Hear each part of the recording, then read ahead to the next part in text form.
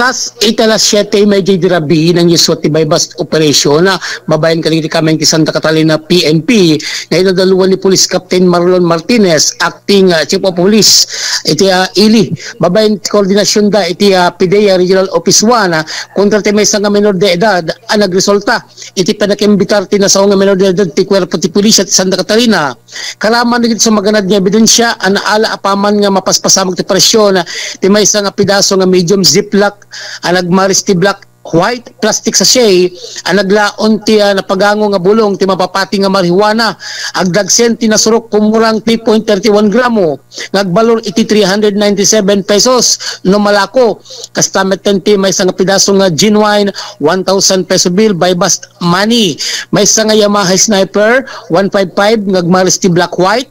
inventaryo kaya na pinakamarka dagiti ebidensya kit napasamak iti nakapasamakan ti bypass si matang dagiti saksi iti MSWD officer iti WCPD Women's and Children's Desk kenta matinasao nga menor de edad.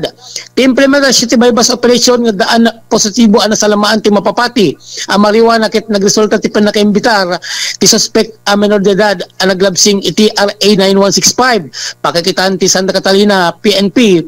iti pananglaban iti kriminalidad ken panang patalinaid tornos kental na tinasao nga Ili para iti kapigsan nga radyo tultukan dia DWRS Komando kabarangay nyo Komando 17 gali kayo.